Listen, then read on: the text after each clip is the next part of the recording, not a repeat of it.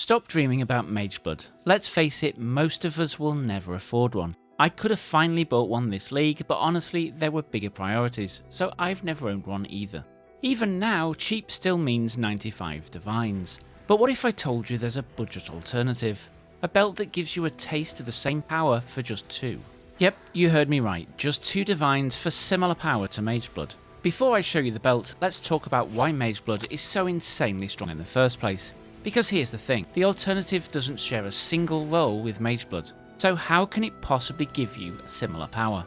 Put simply, Mageblood transforms your flasks from temporary power boosts into always on buffs. And because they no longer need charges or triggers, you can push their effects with enkindling orbs to some truly silly numbers. Flasks are really strong on their own, but when they never run out and they're cranked up to 11, they turn your character into an unstoppable force. So what is this mythical belt I speak of? It's the tides of time, and on its own, it doesn't compete. But with the right kind of nodes on the passive tree and the flasks, it absolutely can. Let's talk about the belt and its drawbacks. First, it gives you 25% flask effect, which is actually a head start over Mageblood. It also generates 3 utility flask charges every 3 seconds, if you get the right one. That means your flask refill even when you're out of combat or during boss fights where you'd normally run dry. The drawback? On its own, that still isn't enough to keep your flasks up permanently. As you can see, I'm sat in my hideout and 3 of my flasks are running permanently. These are my defensive flasks. So how did I get around the drawback and make this happen? First off, let's talk about the tree. We need as much flask duration as possible, and the natural remedies cluster is perfect. It alone gives us 45% increased uptime on our flasks. But this still isn't enough to keep us up all the time.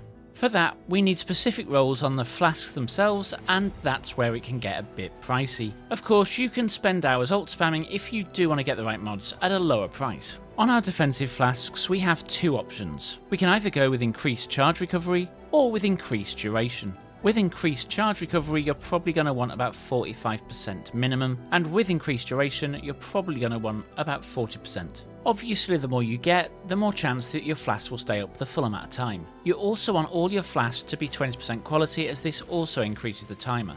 On any offensive flask, because these naturally have shorter timers, you probably want game flask charges when you're hit by an enemy, plus 3 is optimal.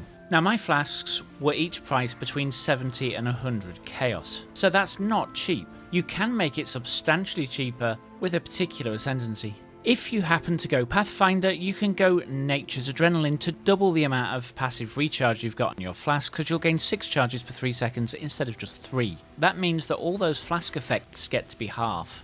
The other bonus over the Mageblood is the Mageblood on its maximum level can only do 4 utility flasks. With this setup you can actually run all 5 if you wish. So is there a reason to still buy Mageblood if you somehow get the cash? Yes. You can run all your flasks with enkindling orbs and get in excess of 60% increased flask effect, which is much better than the 25 this belt gives you.